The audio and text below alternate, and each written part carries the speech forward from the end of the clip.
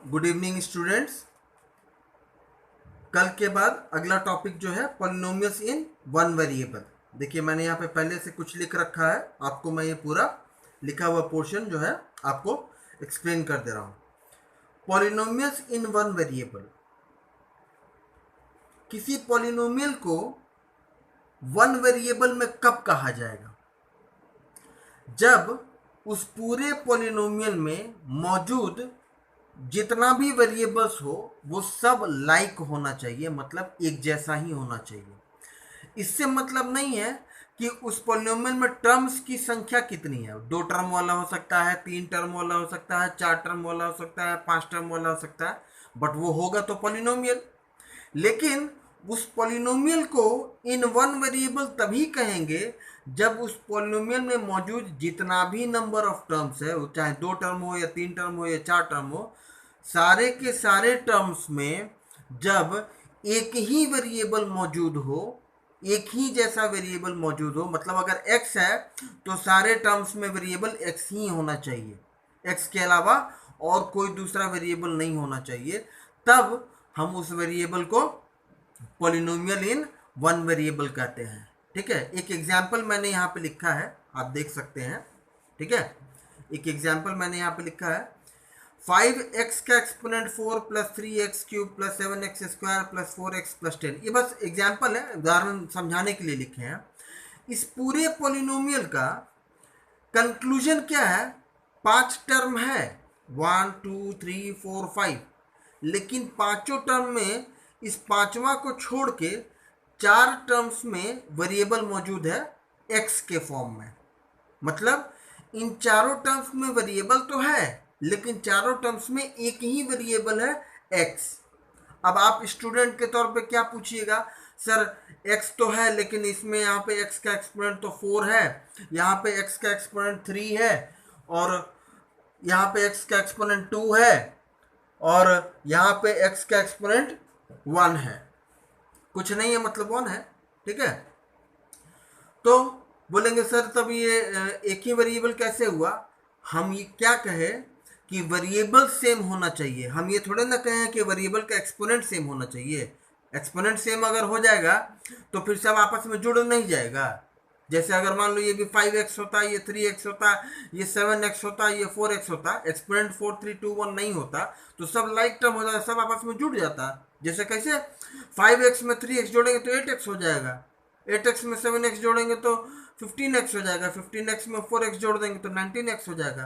तो फिर ये 5 टर्म कहाँ रह जाएगा? तब तो 2 ही टर्म ना हो जाएगा, 19x प्लस 10।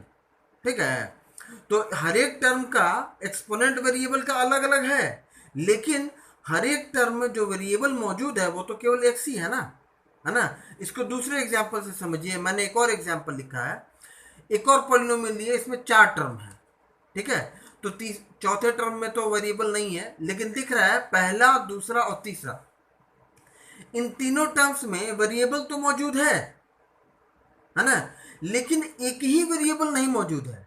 देखिए पहले टर्म में x भी है और y भी है, दूसरे टर्म में x है, y है, z भी है, तीसरे टर्म में केवल z है। तो इसका मतलब जिन टर्म्स में वेरिएबल है उसमें वेरिएबल्स एक जैसा नहीं है, अलग अलग है। ठीक है, वेरिएबल्स जो है वो अलग अलग है, मतलब एक ही जैसा वेरिएबल नहीं है, सेम अल्फाबेट वाला वेरिएबल नहीं है, एक से ज़्यादा नंबर ऑफ अल्फाबेट वाला टर्म्स है। तो इस पॉलिनोमियल को पॉलिनोमियल इन वन वेरिएबल हम नहीं कहेंगे। क्यों इसको नहीं कहेंगे? पॉलिनोमियल इन वन वेरिएबल ये नहीं है, क्योंकि इसमें एक्स वाई भी है, एक्स वाई जेड भी है, तो टोटल मिला के 3 वेरिएबल ना हो गया? इसमें टोटल मिला के 3 वेरिएबल ना हो गया? एक्स वाई और जेड 3 वेरिएबल हो गया, तो पॉलिनोमियल इन वन वेरिएबल कैसे होगा? तब तो पॉलिनोमियल इन 3 वेरिएबल ना हो गया। ठीक है, अब जो चीज़ कंपेयर करने वाला है वो क्या है कि पॉलिनोमियल जब हम रिप्रेजेंट करते हैं, है ना, कोई भी पॉलिनोमियल को रिप्रेजेंट करते हैं तो उसमें वेरिएबल भी होता है, कांस्टेंट भी होता है। लेकिन पॉलिनोमियल इन वन वेरिएबल वो तभी कहलाएगा जब उस पॉलिनोमियल में केवल एक ही वेरिएबल हो और उसका एक्सपोनेंट अलग अलग हो सकता है, लेकिन वेरिएबल एक ही होगा।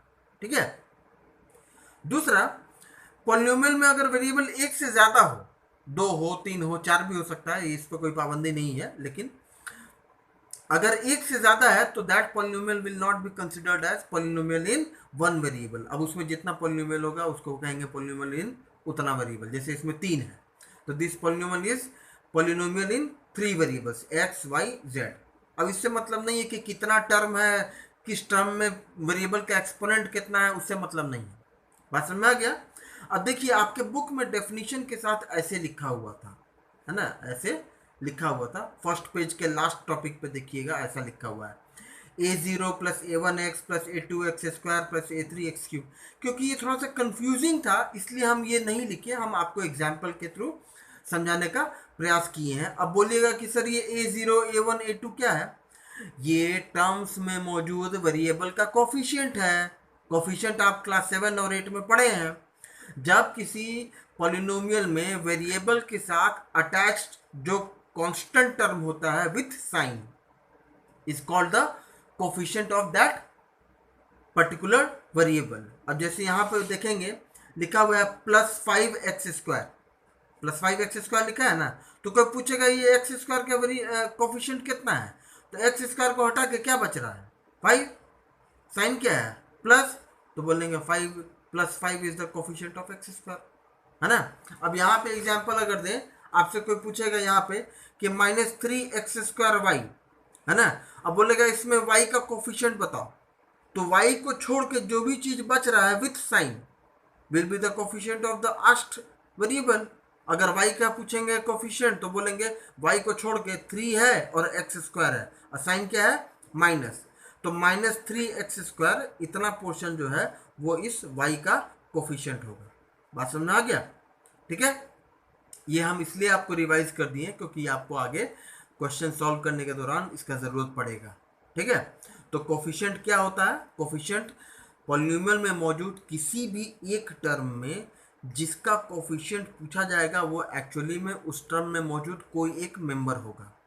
उस मेंबर को छोड़ के बाकी बचा हुआ उस टर्म में जो भी मेंबर होगा वो सब मिलाकर साइन के साथ कोफिशिएंट कहलाएगा। जैसे एक और हम एग्जांपल लिख देते हैं, -3x स्क्वायर वाई जेड।